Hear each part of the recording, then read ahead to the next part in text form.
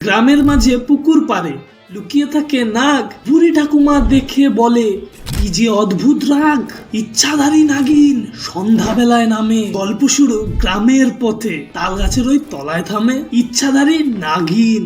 গল্পটা পুরাই ফান। গ্রামের মাঠে নেমেই বলে, ওই আমার মনুজান। নায়ক তখন নদীর ধারে মাছ ধরে বেশ। নাগিন তখন এসে বলে, জাল সরাও, বাঁচাও আমার দেশ। ওরে বাবা রে বাবা রে বাবা। বাংলার একা নাগিন দিদি যে ভণ্ড তা কিন্তু নয়। এই যে সিরিয়ালের চিরাচরিত নিয়ম, ভণ্ডামো, তেন্দ্রামো, বাদরামো, ধ্যাসরামো, যেখানে সবকিছুর শেষ সিরিয়ালে, সেখান থেকেই সবকিছুর শুরু। চলো গুরু। বেটা বেয়াদবি কিন্তু বেশি হয়ে যায়। তেমনি ভিএফএক্স এর সস্তা ভার্সন নিয়ে হাজির নাগিন পার্ট 6। কি বলছিস তুই? যেখানে সব ধরনের উড়ন্ত দুরন্ত ফুরন্ত লাল নীল সোনালি, সাথে আরো থাকছে ছোট বড় মাঝারি সব ধরনের ভ্যারাইটির নাগিন পাওয়া যায়। এইটাও সম্ভব? ধাক্কাধাক্কি করবে না, সবাই আস্তে আস্তে দেখবে, দেখে মজা নেবে এবং আবার দেখবে। ঠিক বল। 2019-20 মানব জাতির কাছে এমন একটা সময়, সেখান থেকে মানব জাতি কিভাবে বেঁচে উঠেছে সেটা একমাত্র সেই সায়েন্টিস্টরাই জানে, যারা রাত দিন এক করে কঠোর পরিশ্রম করে ভ্যাকসিন তৈরি করেছিল। আর সেই ব্যাপারে একটা ডিপ কন্টেন্ট নিয়ে এসছে আমাদের নাগিন পার্ট 6। তাহলে ভাই প্রবলেমটা কোথায়? প্রবলেমটা এখনই শুরু হবে। বিষয়টা একটু ব্যাখ্যা কর। হ্যাঁ কাকা, বিস্তারিত বলবো তো। এই অবধি তো সবকিছু ভালোই ছিল, কিন্তু কথায় আছে না, রূপ দেখে কি আর মন চেনা যায়? এই ঠিক বললাম। এই হচ্ছে আমাদের সেই মহান সায়েন্টিস্ট কাকু। এবং কাকু সারা রাত অঙ্ক কষার পর জানতে পারে 2020 মানে হচ্ছে সেই ভয়ানক সাল, যেখানে ভারত তথা সারা পৃথিবীতে ছড়িয়ে পড়বে এক ভীষণ মহামারী।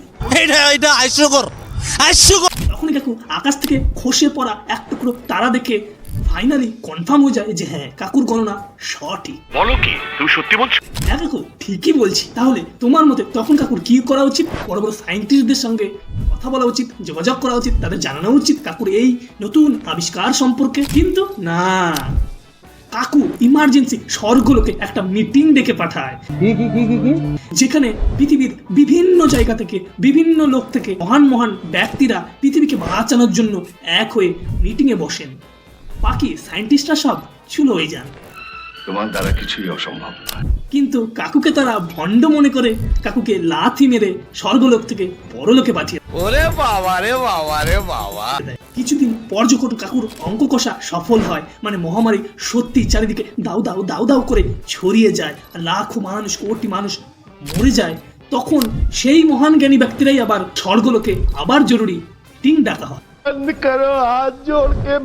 তখন আমাদের মহান সায়েন্টিস্ট কাকু জানায় যে এই পৃথিবীকে বাঁচাতে হলে শুধুমাত্র একজনেরই প্রয়োজন। কার? সায়েন্টিস্টদের না, ডাক্তারদের না, তাহলে কার? নাগিন দিদির দরকার। এতদিন জানতাম সাপেরা মাটিতে চলে, কিন্তু এই সিরিয়াল দেখার পর জানতে পারলাম সাপেরা উঠতেও পারে। এইটাও সম্ভব? সেই উড়ন্ত দুরন্ত সাপেরা সবাইকে ধাক্কা মেরে ফেলে দিচ্ছে, লাথি মেরে ফেলে দিচ্ছে, কিন্তু কাউকে কামড় দিচ্ছে না। শেষ পর্যন্ত আমাদের দুনিয়াকে বাঁচাইতে নাগিন দিদির আবির্ভাব ঘটে ঝকমক ঝকমক করতে করতে। জলবায় আমারা। যাই হোক, আমাদের সায়েন্টিস্ট কাকুর মতে কিছু বিদেশি শত্রু নাকি আমাদের দেশের জলে লাল বিষ মিশিয়ে দিয়েছে, যার ফলে সেখান থেকে মহামারী দাদাও করে চলে বেড়াচ্ছে, এবং এতে কিছু আমাদের দেশদ্রোহীও যুক্ত আছে। তাই সেই দেশদ্রোহীদের খুঁজে বের করা খুবই দরকার, এবং সেই দেশদ্রোহীদের খুঁজে বের করে মেরে ফেললেই নাকি আবার নতুন করে হবে সমুদ্র মন্থন। তারপরে সেখান থেকে অমৃত বেরোবে, সেই অমৃত জলে ঢেলে দিলেই নাকি সব মহামারী দাদাও করে পালিয়ে যাবে।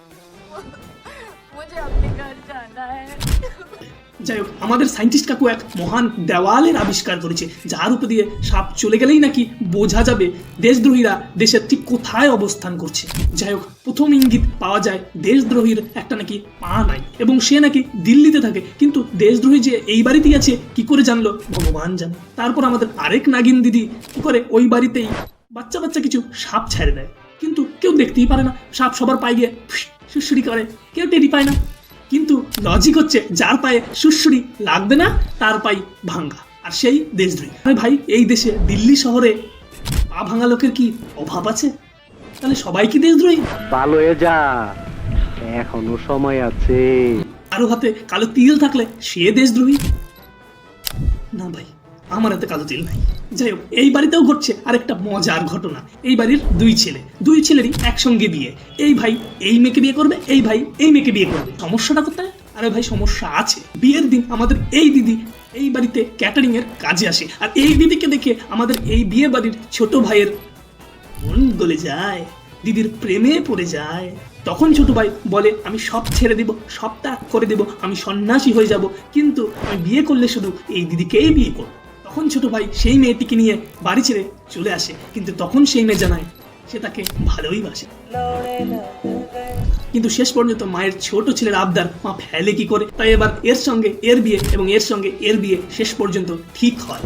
কিন্তু বিয়ের সময় হঠাৎ করে কারেন্ট চলে যায়, দিয়ে আবার এর সঙ্গে এবার এর বিয়ে হয়ে যায়। ছোট ভাইয়ের বউ এবার বড় ভাই বিয়ে করে বসে থাকে। বাস, এবার দুই ভাইয়ের মধ্যে কামড়া কামড়ি শুরু। যাই হোক, আমাদের নাগিন দিদি পৃথিবীর সব কাজ ভুলে গিয়ে, দেশ বাঁচানো সব ভুলে গিয়ে এমপি দিতে ব্যস্ত। তোমার কি আমার কথা একদম যাই হোক, আমাদের নাগিন দিদির কিছু ভালো গুণও আছে। নাগিন দিদি কাউকে গাড়িতে আগুন লাগিয়ে দিবে মুখ দিয়ে করে, কিন্তু কাউকে কামড় দিবে না। কাউকে লেজ দিয়ে জড়ায়ে তুইলে আছর মারবে, কিন্তু কাউকে কামড় দিবে না। কারো গরম লাগলে হাওয়া দিয়ে দিবে, কিন্তু কাউকে কামড় দিবে না। দুধের গ্লাসে থুপ দিয়ে দিবে, কিন্তু কাউকে কামড় দিবে না। আজকের নাগিন পর্ব এখানেই সমাপ্ত।